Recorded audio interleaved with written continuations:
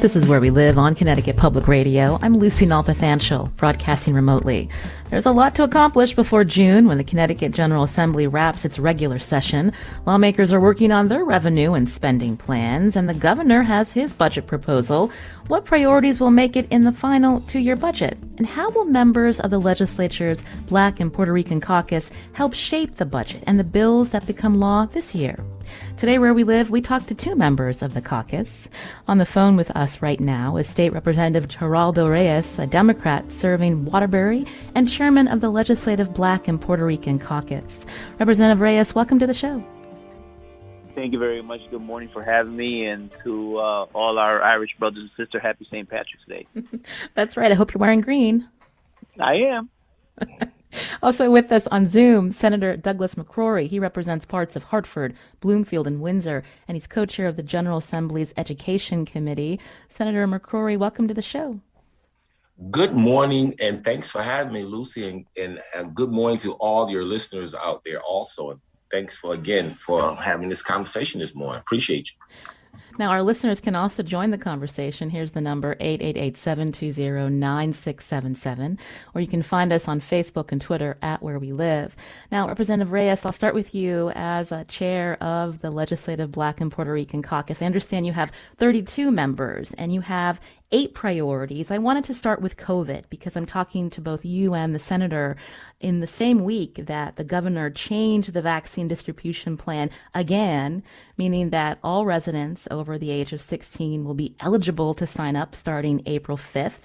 So Representative Reyes, I'm wondering what your reaction is to this new distribution plan. What are you hearing from your constituents? Do they have enough options to access this vaccine? Thank you very much for the question. And, I'll be very honest. The changes as they're happening, in my estimation, are leaving a little bit of voids because, I say that because not everybody in the populations that they've already said would be eligible have even come close, in the percentage-wise have come close. The 75 and older, the 65 and older, the 55 and older, they have a long way to go still. We all have a long way to go still. And the reason I say that is because we, especially the communities of colors, know that we have been lagging in the percentage and number of vaccinations. And it has not been lost on the Black and Puerto Rican Caucus that we took it upon ourselves to actually get involved in our community. We did the same thing with COVID when it came to the COVID testing. It's an educational piece first, and then you get the folks to go get COVID tested. And it's the same thing happening with the vaccination. And so, I believe that this last change by Governor Lamont simply is more of a catch-all because of the fact that I believe that it's affected those that already had complications, and this is a way to open up the door for those that already had previous existing conditions. Mm-hmm. Senator McCrory, we know that Black and brown Americans more likely to die from COVID-19. They're also more likely to be essential workers. And so I would like to ask you the same question I asked Representative Reyes. With this new distribution plan, are you seeing the State Department of Public Health and other providers coming into these communities to get this vaccine to residents? Well, again, I think that was a great question. And I'll be quite honest with you. I'm not happy with the results. At the end of the day, I'm not happy with the results and the outcomes that we're getting from the vaccinators, the hospitals, the clinics, the pharmacies. The results are not getting where they need to. Our numbers are not good, especially in the Black and brown community. Initially, the state was following the CDC guidelines around this vaccination, first starting with age and those with pre-existing conditions. And then all of a sudden, a week ago, we just stopped and we pivoted and just said, we're only going to do age. And then the teachers came on, which was a pivot from what the CDC guidelines were. And now we got a new guidelines coming out that everyone's going to be vaccinated by April 1st. I will just say this. We know this issue was coming. I think we should have did a better job of planning. I don't think we did a good job of outreach. I don't think we did a good job of educating the communities about this vaccine. And therefore, you saw communities, especially communities of color, where people were a little hesitant. I use the word hesitant, not saying they did not want to get the vaccine, but they were just a little hesitant. And how do you remove the hesitancy? You educate. You bring people in those communities who the people who are comfortable with. You're communicating to them the importance of this. We know in our communities there is a history with the lack of trust in the healthcare industry. So when you have a massive campaign like this, it required a great deal of education, a great deal of outreach, and that wasn't done. And that's why the numbers are low in our community. It's not because we don't want the vaccine. We do want the vaccine. I've noticed that. Black and brown people do want that vaccine, but it's not accessible enough. And that therein lies the problem where we're not getting enough people in our community vaccinated. Representative Reyes, we've heard from the state and, of course, the Biden administration that more doses are coming. And so in the beginning, definitely supply could not keep up with demand. Are you feeling confident in these next several weeks with promises of more doses in our state that you will see more of your constituents getting the vaccine?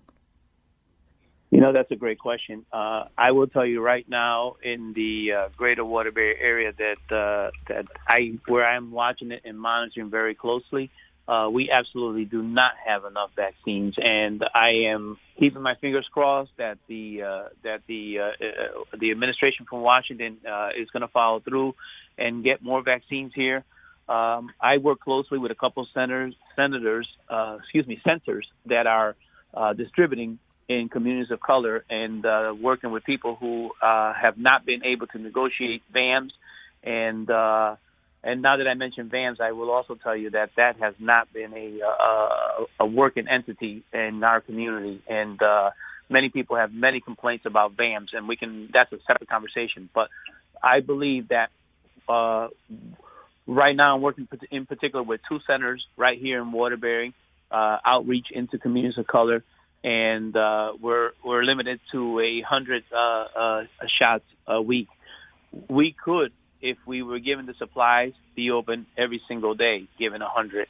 And the backlog of people that already want the shots, as Senator McCrory already alluded to, people want the shot. We're past the education. I think a year of pandemic and a year of information and a year of listening to the news and watching the media in all languages. I think people are past the fact that this is real and that we need the vaccination, and now it's just a matter of getting it. So I'm keeping my fingers crossed that we can increase the number of doses here in Waterbury, because I have a lot of people lined up to be vaccinated, and I just don't have the shots. Mm.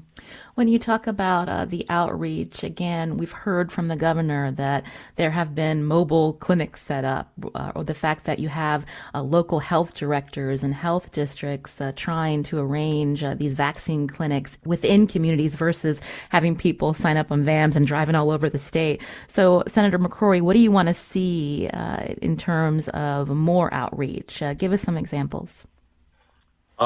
So I've been working with a healthcare company in the Hartford area that was willing to go door to door, right? Go door to door providing vaccines to individuals. I had this conversation with them. I had this conversation with the Department of Public Health. I had it with the governor's office. And unfortunately, we have that company did not get the resources to do the work. So I would like to see more things like that. I would like to see more individuals coming to our community that have experience in working with our community, that are culturally competent, that can keep our community at ease when we go into these vaccines. And I think we need more. I think my colleague is absolutely right. We need more vaccines in our community. We know we have pre-existing conditions. They exist. The data shows that. But a lot of it is environmental. So we know that everyone needs the vaccine. So when we do that, yes, everyone across the state of Connecticut needs the vaccine and should get it. But you got to double down your efforts in the communities that are hurt the most. And that's what I need to see as we move forward. Doubling down the efforts of getting the vaccine in the arms of the people who have been hurt by this pandemic the most. You're hearing Senator Douglas McCrory again. He's co-chair of the General Assembly's Education Committee, a member of the Black and Puerto Rican Caucus here on Where We Live, as well as State Representative Geraldo Reyes, a Democrat serving Waterbury and chair of the Black and Puerto Rican Caucus. If you have a question for either of them, here's the number, 888-720-9677, or find us on Facebook and Twitter at Where We Live. I wanted to move on to education. The Connecticut Mirror reporting a record drop in school enrollment this year. The number of students dropped more than 3%, almost 18,000 fewer students at a time when most schools have been learning from home at least part of the time, and the lost students are disproportionately in the lowest performing school districts in our state. Senator McCrory, because you're co-chair of the Education Committee, you also work at the Capital Region Education Council. Can you talk about what you're seeing in communities and your reaction that, a year on this pandemic, there are still students that are being left behind? Great question. So first of all, overall, the student population in the state of Connecticut has been declining because the student age population has been declining overall. But in some communities, and especially in our larger communities, the student population has been increasing. So what we noticed during this pandemic, as far as kids and having access, ability to get online and not showing up, the reality is those were the same kids that were not showing up during pre-COVID. These are the kids that were coming to school physically, but mentally have already checked out. They're the ones that they did not raise their hand in class. They're the ones that were overlooked by their teachers. They're the ones that were overlooked by social workers and administration. They were there. So I'm not surprised that when the COVID-19 hit and now they're staying home and all they had to do was log onto a computer, if they had it, because we noticed this COVID-19 highlighted and shed a light on so many disparities that we knew existed in education already. The lack of access to technology, right? Broadband, having computers, having devices. We knew that didn't exist in a lot of our large urban communities, but now was highlighted. Not everyone knew. So I'm not surprised that a large number of students are not signing on. You're talking about students who are traumatized, who have been traumatized through COVID-19, where there are loss of family members, loss of employment, not knowing where they're going to live the next day, not know if they're going to be evicted. These kids are dealing with that. They're seeing generational people in their communities lose their life. So our kids have been traumatized and they've been isolated for over a year. So it doesn't surprise me that so many are not turning on their device and using it. Many of them have multiple siblings in their homes. And one device and one broadband WAN may not be enough. So it doesn't surprise me that so many kids are not tuning in. I'm not surprised at all. So what can be done, Senator McCrory? Outreach. There's a couple of things you can try to do. Outreach. I know some school districts are sending individuals to homes, checking on students on a regular basis. That has worked. Some communities have opened up what I call learning pods, where the kid might not come into the school because they feel their family members or their parents don't feel comfortable sitting in school, but they might send them to a location outside of school where it's a small learning environment when you have an adult that can help them through the process. So doing things like that, being creative is very, very good, but the outreach must maintain and alternative educational opportunities must be maintained. Representative Reyes, what are you seeing in the Waterbury area? And does this speak to the larger issue of there's all this stimulus money coming into the state of Connecticut that can maybe help with outreach, but that's short term? Thank you very much for the question. I'm glad that you started with Senator McCrory, who's been an education champion in the state of Connecticut and for the greater Hartford area for a long time. I just think that the pandemic clearly showed what we already understood before the pandemic, was that there is an educational divide, and there were homes that were struggling long before the pandemic hit, and the pandemic just put everything up under a huge magnifying glass that you could not choose to ignore, no matter how you look at it. And to me, there are still students there are still students who are disconnected from school. And then when I say that, I'm saying they may have their screen on, but they're not learning anything. And it's just making to me, it's making the divide worse. And many, in the first 3 to 6 months when they went into a computer or laptop handout, and then they found out there was an internet problem, it just clearly show you what a difference. The state of Connecticut, which is not a large state, 3.5 million people, it's not a very big state, but it just goes to show you that even a state of our size, where I believe that there is educational excellence in this state, but it's not being distributed fairly, and that will bring me back to my main point. That's why I believe that the ECS formula and the education budget that the governor put out needs to be a little more fairer, and that's where I really think that the rubber hits the road, and I believe that we need to continue to advocate for our communities. And I don't believe I can speak for Waterbury, which is majorly underfunded. It may be the number one city underfunded in the state of Connecticut, and that's why I hear from the educators, I hear from the parents, and I hear from my colleagues up in the legislature, and it clearly shows you that there's a divide, and we keep advocating for a fair and equitable educational funding opportunity for all in the state of Connecticut, and we will not deviate from that goal, and we will continue to advocate in that direction. Pick up on that, Senator McCrory.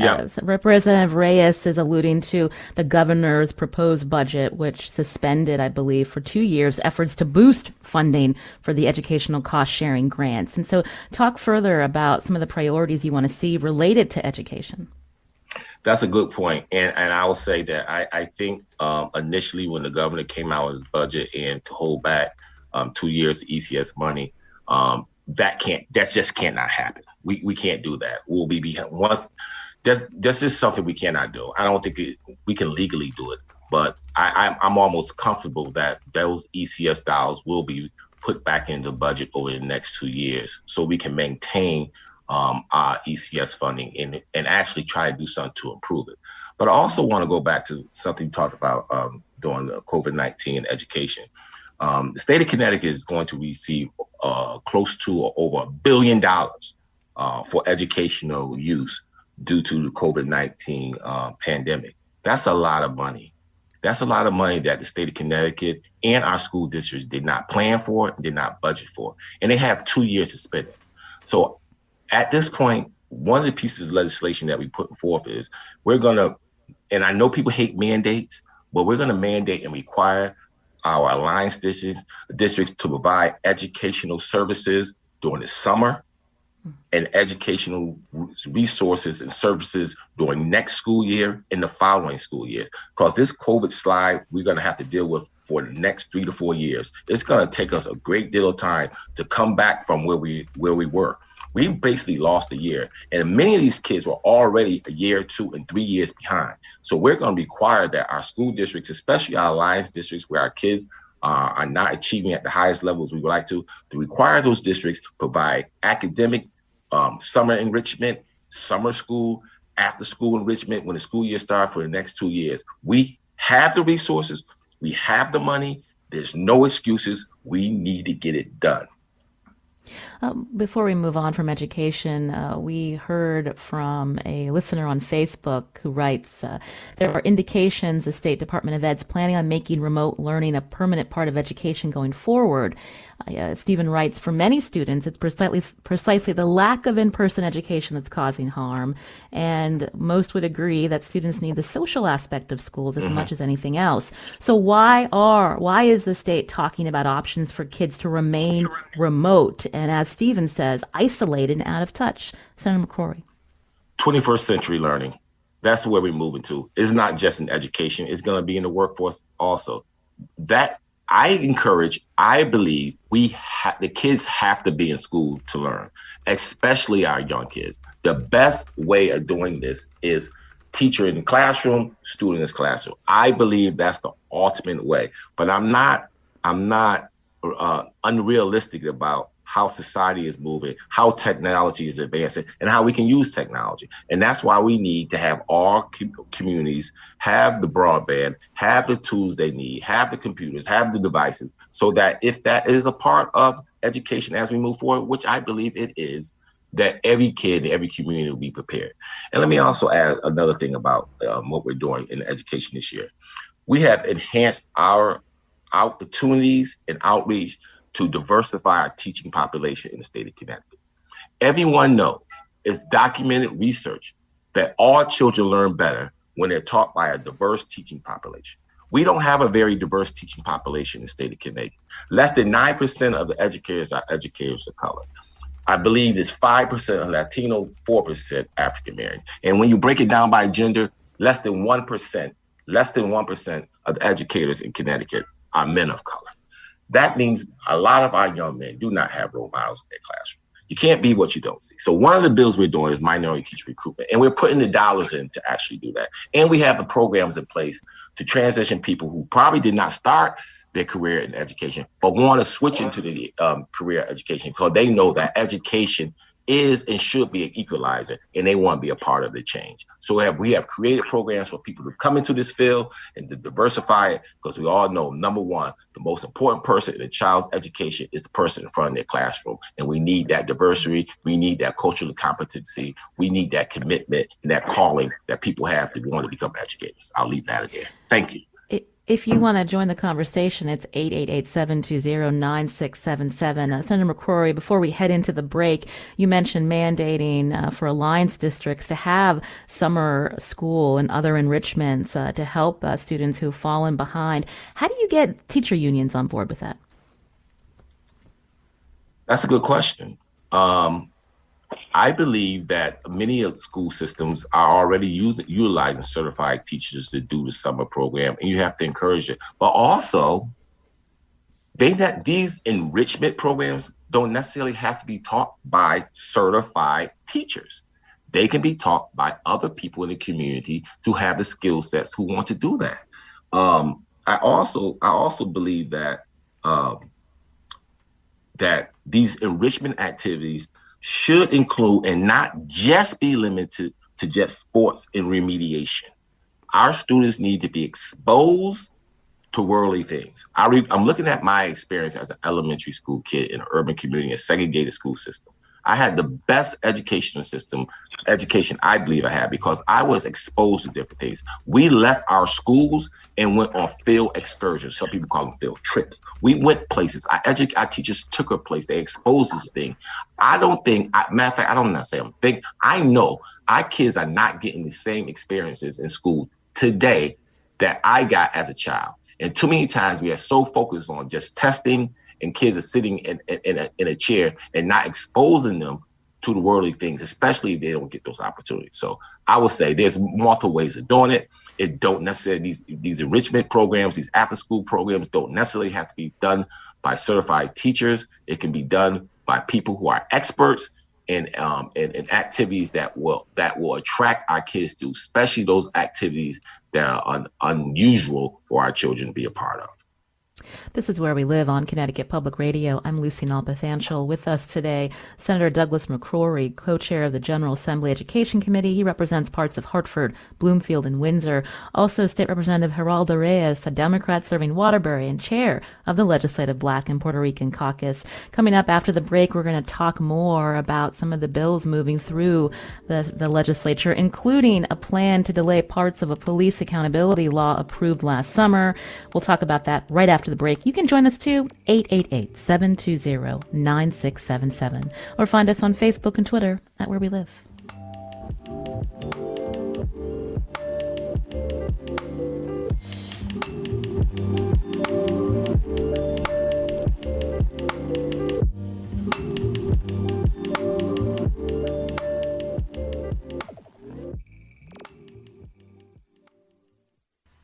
This is Where We Live on Connecticut Public Radio. I'm Lucy Nalpathanchel. With me today, State Representative Geraldo Reyes, serving Waterbury and chairman of the Legislative Black and Puerto Rican Caucus, and also State Senator Douglas McCrory, who represents parts of Hartford, Bloomfield, and Windsor. He's co-chair of the General Assembly Education Committee. If you have a question for them, 888-720-9677, or find us on Facebook and Twitter at Where We Live.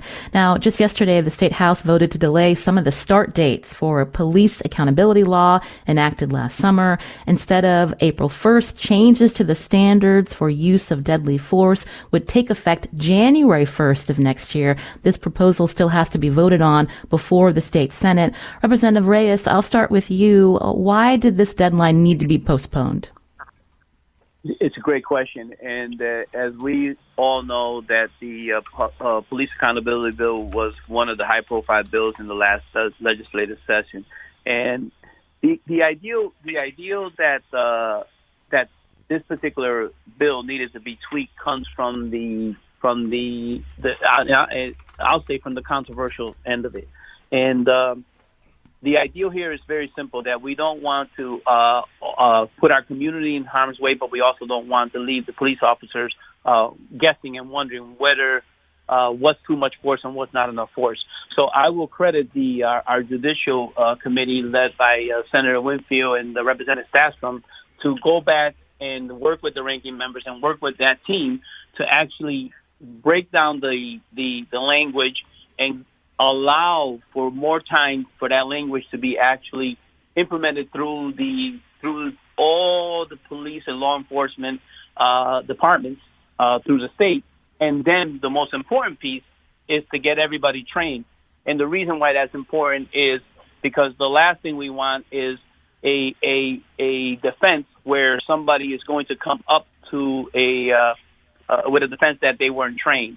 And listen, it's 2021, and I know, and we've seen plenty of high-profile murders, and I'll call them murders, at the hands of law enforcement. And it's important that this trend stops. And if it requires taking a pause, and rewriting a piece of the legislation to actually define it, and then give them time to train, I'll live with that. But this police accountability bill was long overdue, and in my estimation, is just the start.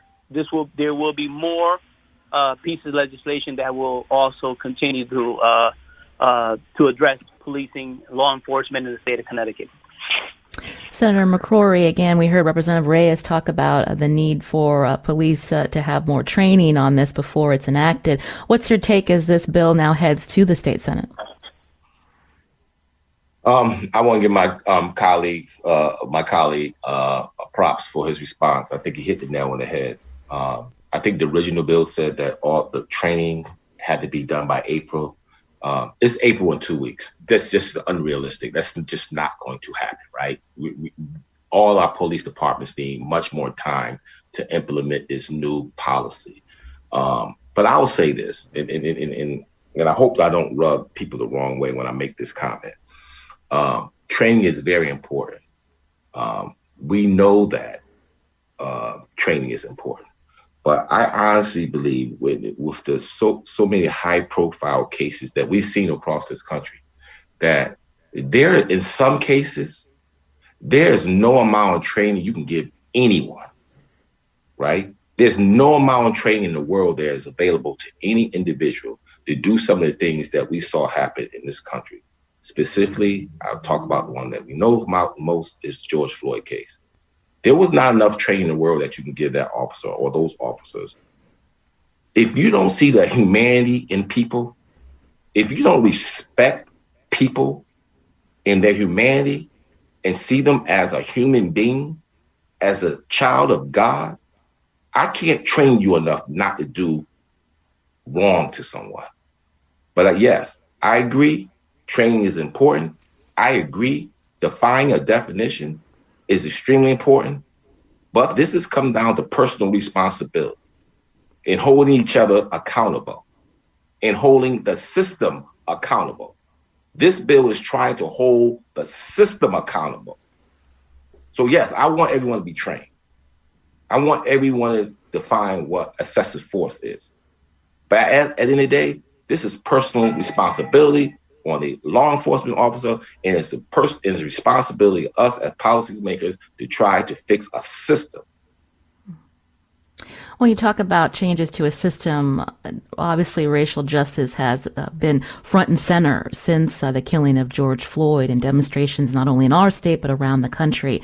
So when we look at how the governor has proposed particular things in his budget or some of the priorities, when we think about what it means to have equity, I wanted to hear more from you about when we think about changing the system, not just focusing on law enforcement, but ways to help communities that are suffering, that need more investment, Senator McCrory. Outstanding question. And I said this to everyone, all my colleagues. I said this to the governor's office. Every piece of legislation that Senator McCrory works on this year will have an equity focus. I will say this. I am so proud of President Biden. You know why? Because when President Biden got elected, one of his first executive orders was Executive Order 13985. It was the order that's advancing racial equity and support for underserved communities through federal government. He did not make any excuses. He understood what was going on in this country. He understood the climate, and he knew that we need to change the way we do business in America. And this executive order provides support, requires the government to look at themselves, look at these marginalized communities, and not just look at them, but come up with a plan to do something about and change. That's leadership in this environment that we're in. Also, even in this last stimulus bill, I'll call it stimulus bills, CARES Act, what do you want? $1.9 trillion. Within there's $5 billion for Black and ethnic farmers. Why? Because USDA has been terrible in their behavior when it comes to farming. And what did this president do? He knew that. He didn't fight anybody. He put the resources in to help those farmers because he understood the need. That's called being intentional about issues. I would like to see that same enthusiasm and that same leadership here in the state of Connecticut, where we are intentional about solving the needs of these communities and changing these systems, whether it's education, healthcare, criminal justice, investment and opportunities, employment, access to capital. We need to change the way we've been doing business in Connecticut. And then we have to do it from a governmental perspective and from private entities. It is government and private entities that have redlined these communities, and those red lines communities that continue to be red lines till this day. So it's going to take government and private entity to change it. And we need that type of leadership today. So when we put policies forward as the Black and Puerto Rican Caucus, as myself and other people, my colleagues who think like that, it will have an equity focus in making sure that those who need the most support get it. I want to take some calls. You can join us 888-720-9677 with State Senator Douglas McCrory and State Representative Geraldo Reyes. Greg is calling in from Waterbury. Greg, go ahead. Yeah, I just had a question regarding sort of the legality of this idea that you're going to, try to just focus on one racial group for recruiting for teachers. I mean, isn't that discriminatory? Discriminatory to who? I don't understand the question because I don't think it's discriminatory at all. What I heard you say earlier was we need to recruit more teachers of color because the research shows that students do better with teachers that resemble their ethnicity or race. No. But isn't that, if your focus is just to recruit teachers based solely on their race, isn't that discriminatory? You want me to answer that, respond to that, Lucy? Yes, quickly. So, no, absolutely, I don't think it's discriminatory at all. If you listened to earlier, I said currently in the state of Connecticut, we have 91% of our teachers identify themselves as white. And I think they do a very good job. But if I look at the research shows that all children, whether you're black, white, yellow, brown, all children do better when they're taught by a diverse teaching population. That's what the research says. So if we want all our kids to do better, we need to diversify our teaching population. And yes, we do to recruit them. This is not something that's unique to Connecticut. This is unique to every state in the United States. We want all our kids to be able to be successful and academically prepared for a 21st century. That's why we changed and we modified our curriculum. And we created a curriculum because our kids didn't see themselves in the curriculum that it currently is. So I don't think it's discriminatory at all. I think it's great. I think we need to do more because I want all our kids to win. Senator McCrory, I wanted to get back on the equity question. You've given a lot of praise to the Biden administration, but you wanted to see more leadership here in our state. And I know you've been critical of the governor's original cannabis proposal in his 2-year budget. Again, he also wants to look at expunging the criminal records of those convicted of cannabis-related offenses. But you wanted to see more of any cannabis revenue, if it's legalized, recreational marijuana, to go back into communities that have been impacted by marijuana-related convictions. Will the legislature and the governor reach agreement on this before June? Let me say this. Yes, the governor came out with a cannabis policy, and you know, I was very disappointed, of course. But you know what? It's just the first. That's just the initial offering, right? It is up to us as legislators to retool that policy, fix it, make it equitable, and if we can get the votes to pass it, we'll do that. But I'll tell you this. There is not a state in the United States that has done this as far as equity is concerned right. I've talked to Colorado. I talked to Illinois. I talked to people in all these states. No one has done it right. And I'll say this. If we are going to pass this, yes, those resources should a portion of them, a good large portion, need to go back in those communities that have been harmed the most. Those people have been harmed the most by this fake war on drugs. Yes, I do believe a huge equity component has to be a part of this cannabis bill, and it will be if it wants to pass. I think cooler heads will prevail. I think we can get something across the finish line. I honestly believe that. State Senator Douglas McCrory, again, is co-chair of the General Assembly Education Committee. I know you have a public hearing to run in just a few minutes. I want to thank you for your time today here on the show. I appreciate you. Thank you. And thanks for having me. Representative Reyes is still with us, and he's chair of the Black and Puerto Rican Caucus within the General Assembly. We just have a couple of minutes as we move forward. What's one of the biggest priorities you want to see accomplished this session when we look at the caucus's priorities? The Black and Puerto Rican Caucus has 8 pillars which it stands on, and at the very top of the pillar is if we don't take care of our population with the COVID-19 relief and reform, the other 7 pillars won't matter. Secondly, what's going to come out of this thing here is 2 major issues that I wanted to put on the table real quick, and it's the housing. What the housing picture is going to look like, what the eviction, once the courts open up here very shortly, what the evictions are going to be looking like. There's already a backlog, and there's going to be more coming. What is that going to be looking like? And there's a lot of work that's being done by BPRC and in the housing share in particular, Representative McGee.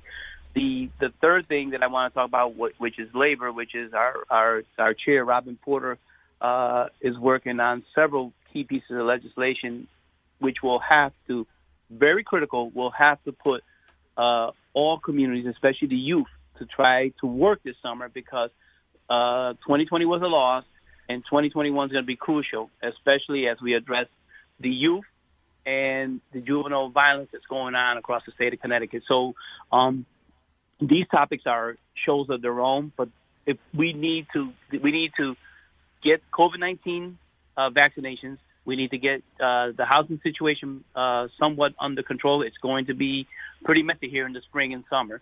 And then jobs for our youth and bringing the economy back.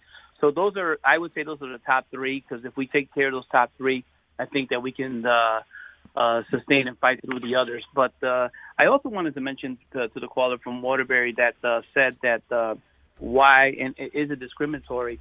But what he fails to look at and what he failed to say and hear is there are discriminatory practices in hiring in different states and cities and towns in the state of Connecticut. And if you look at the breakdown, racial breakdown in some districts, there are not that many minority people in the building, not even the janitor is a minority. So it's coming from a place that it has been unequitable to begin with. And now we're looking at an equity piece. And that's what people forget to look at. Representative Geraldo Reyes, again, chair of the Legislative Black and Puerto Rican Caucus, serving Waterbury. Thank you for your time today. Thank you very much for having me, Lucy. Thank you. This is Where We Live. Coming up next, we're going to talk to Christine Stewart from CT News Junkie at NBC Connecticut, who covers the state capitol and other issues, too. I'm Lucy Nalpathanchel. You can be with us again on Facebook and Twitter at Where We Live.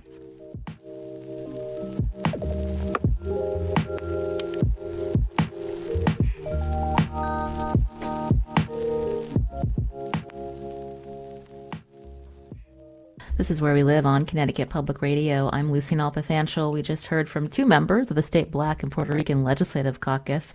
For more context, joining us now on Zoom, Christine Stewart, owner and editor-in-chief of Connecticut News Junkie, CT News Junkie, and a reporter for NBC Connecticut. Welcome back, Christine.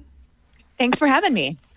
We packed in a lot. How would you describe the governor's relationship with members of the Black and Puerto Rican Caucus?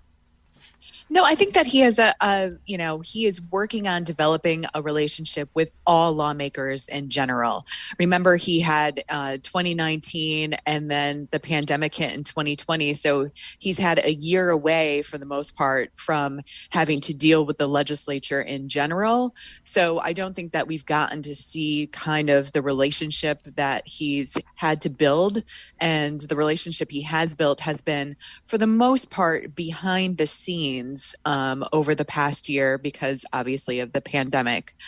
So I guess it kind of remains to be seen. I mean, we have maybe 4 more weeks of public hearings and then they'll begin voting on legislation in earnest here and looking at codifying some of the governor's executive orders. They're going to be meeting on that tomorrow.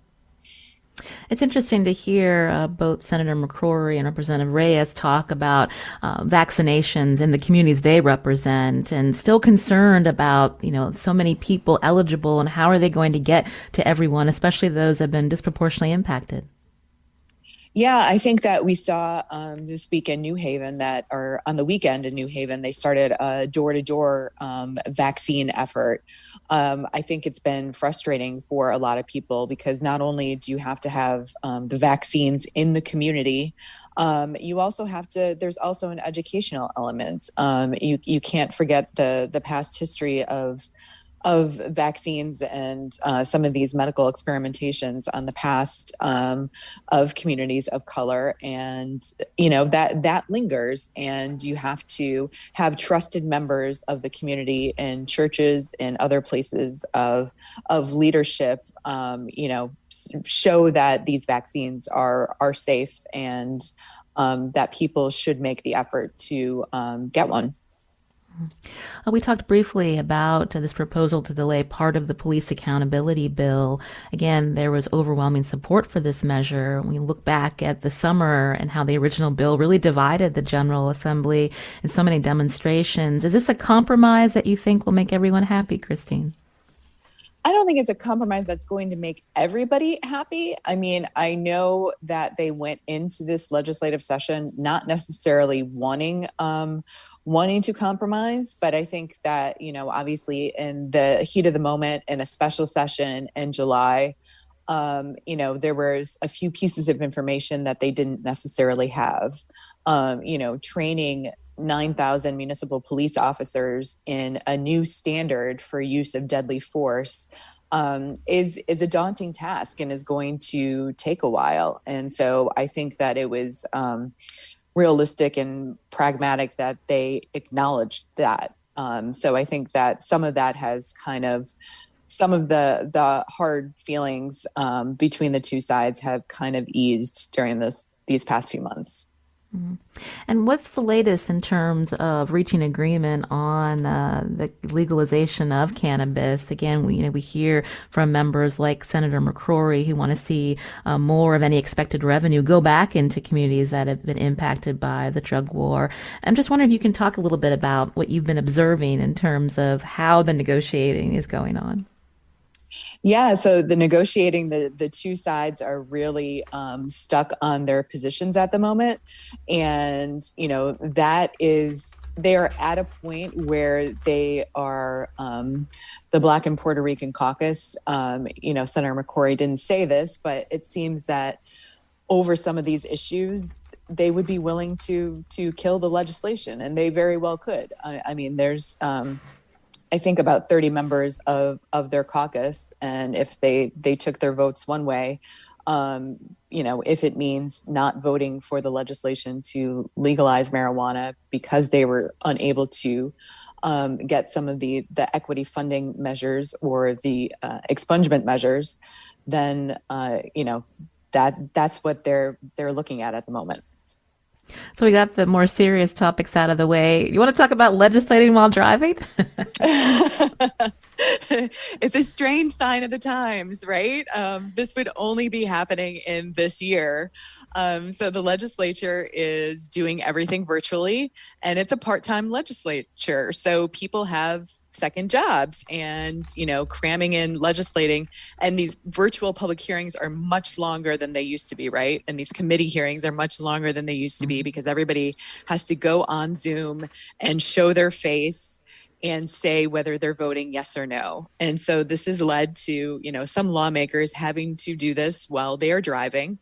And, leaders, and this has happened to both parties, and leaders at the legislature have had to issue warnings to lawmakers that, if they are going to do this, that they have to do this.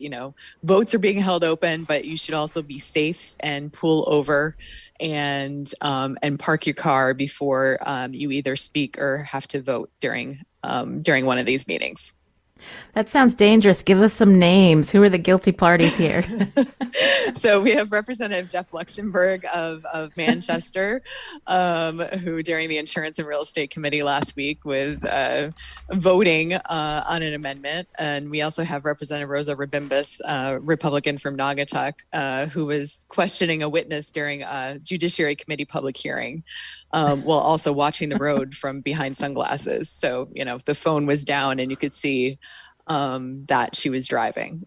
So it's again a strange sign of the times and not safe. We were unable to get the Connecticut State Police to comment on this, but I would say that this falls under the category of distracted driving and could probably, if witnessed by an officer, end up in some sort of infraction. Definitely. Well, Christine Stewart of CT News Junkie and NBC Connecticut, thank you for coming on to give us some more context on all of the issues before lawmakers. We appreciate it. Thank you. Today's show was produced by Matt Dwyer. Carmen Bascop was on the phones. Our technical producer is Kat Pastor. Coming up tomorrow, jury duty is part of our civic duty, like voting. On the next Where We Live, the Connecticut judiciary is working to make jury pools more diverse, more representative of our communities. We talk with State Supreme Court Chief Justice Richard Robinson tomorrow. You can join us too. I'm Lucy Nalpathanchel.